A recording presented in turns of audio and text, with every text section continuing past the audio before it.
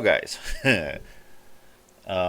welcome to Goober's Opinion. I am Goober, and this is going to be a series of videos, and I'll follow it, as I find more videos and stuff, and give at least my factual or the interpretation of the videos from my point of view. Now, I know the people that follow these two movements will say I'm wrong, and they'll try to present evidence saying I'm wrong. And which, yes, I'm not a lawyer, but I have a pretty okay understanding, I would say, of the law. I mean, I've been jailed quite a few times, so when you're jailed, you kind of have reading is what you kind of do mostly to get by. But hey, so the first one is going to be on sovereign citizens. Now, what is a sovereign citizen? Sovereign citizen is a loose group of, and this is according to Wikipedia, loose grouping of American Commonwealth litigants, commentators, tax protesters, and financial scheme promoters. Self-described sovereign citizens see themselves as answerable only to their particular interpretation of common law. It is not subject to any government statutes or proceedings. In the United States, they do not recognize the U.S. currency and maintain that they are free of any legal constraints. They especially reject most forms of taxation as illegitimate. Participants in the movement argue this concept in opposition to the idea of federal citizens, who they say have unknowingly forfeited their rights by accepting some aspect of federal law. So we forfeited our rights. Yeah, we have the Constitution, I believe it is, that, kind of states what our rights are. I mean, yes, there are amendments to it, and I probably wouldn't agree with some of them, but hey, I don't unfortunately get to vote for stuff like that. So, the doctrines of the movement resemble those of free men on land movement, or more like commonly found in the Commonwealth, such as Britain or Canada. So, this might apply if, say we lost the Civil War. Not the Civil War, god damn, I'm getting my history mixed up. You know, fuck, I can't even remember what it is anymore. But when we fought for our independence against Britain. Now, if we lost that, yeah, then this, might apply. But we won. We declared ourselves independent, we won, and we established our own government. Now, if they want to kind of go by more of these type of rules, then maybe they should move to Britain or Canada. But let's keep going, shall we? And I hate the stupid pop-ups. Many members of the sovereign citizen movement believe that the United States government is illegitimate. J.J. McNabb, who writes for Forbes about anti-government extremism, has described the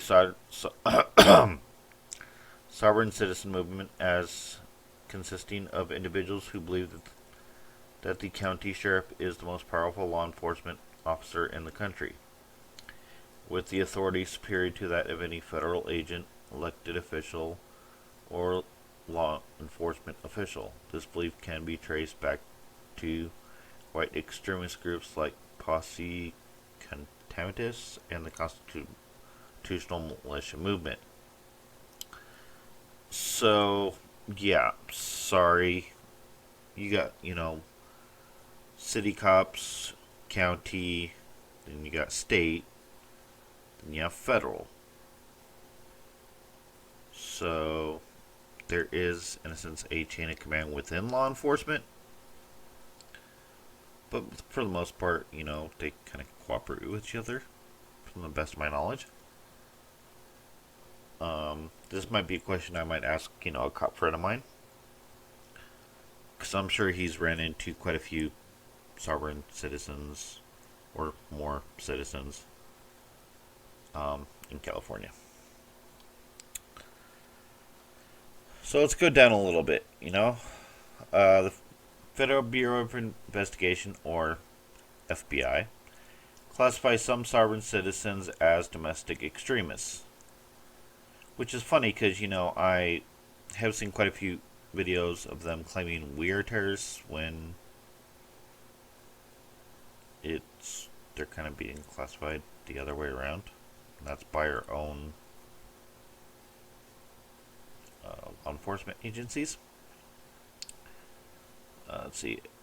Estimated that approximately 100,000 Americans were hardcore sovereign believers, with another 200,000 just starting out by testing sovereign techniques for resisting everything from speeding tickets to drug charges.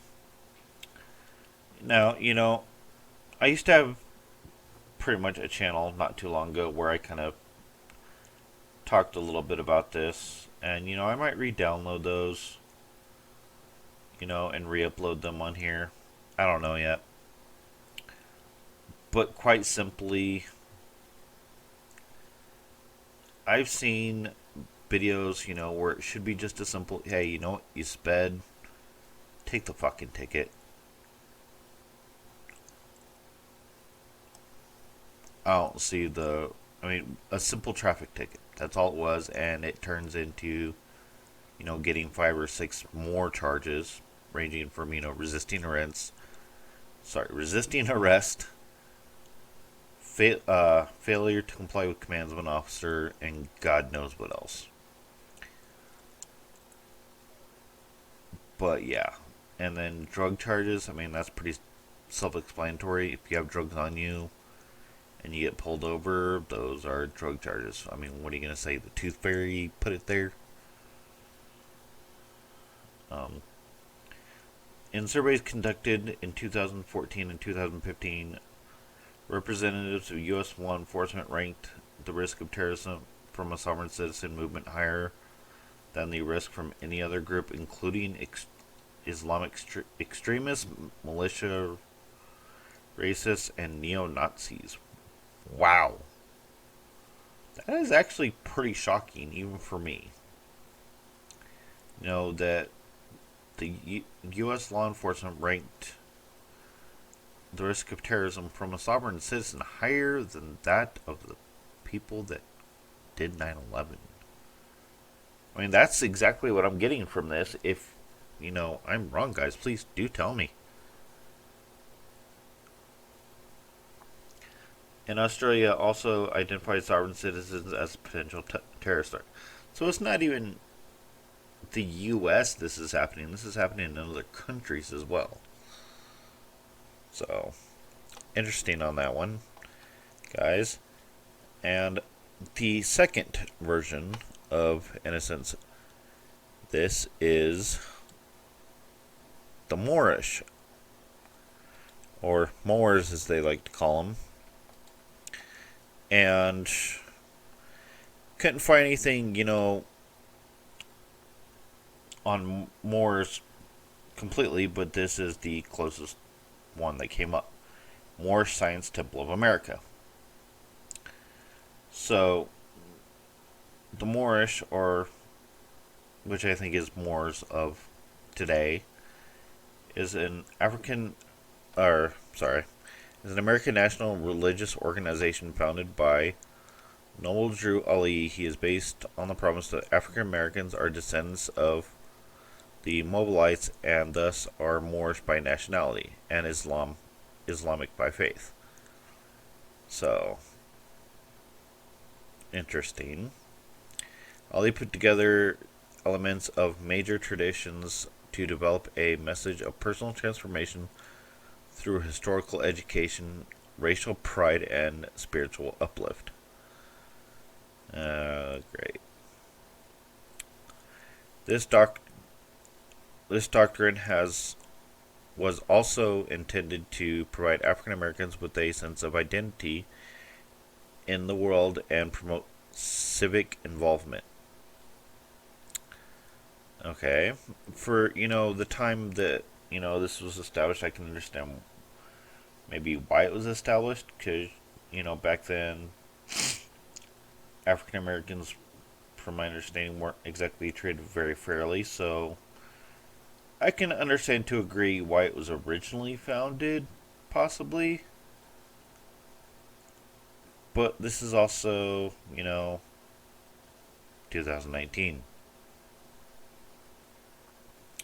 One primary tenet of the Moorish Science Temple was the belief that African Americans are Moorish ancestry, specifically from the Moroccan Empire, and according to Ali, this area included other countries that today surround Morocco.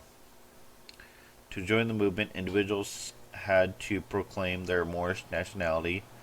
They were given nationality cards and religious texts. We all know how, getting religious texts can be interpreted. Adherents to refer themselves racially as Asiatics, as the Middle East is also in Western Asia. Adherents to the movement are also known as Moorish American Muslims, and are called Moorish scientists in some circles. Interesting. Very interesting indeed. The Moorish Science Temple of America was incorporated under the Illinois Religious Cooperation Act 805 ILCS 110. Timothy Drew, known to its members as Prophet Noble Drew Ali, founded the Moorish Science Temple of America in 1913 in Newark, New Jersey, a booming industrial city. After some difficulties, Ali moved to Chicago, establishing a center there as well as temples in other major cities. The movement expanded rapidly during the late 1920s. The quick expansion of the Moorish Science Temple arose in large part of the search for identity and context among Black Americans at the time of the Great Migration to northern and midwestern cities, as they were becoming an urbanized people. Competing factions developing among congregations and leaders, specifically after the death of the charismatic Ali. 3 independent organizations developed from this ferment: the founding of the Nation of Islam by Wallace Fard Muhammad in 1930 also created competition for members.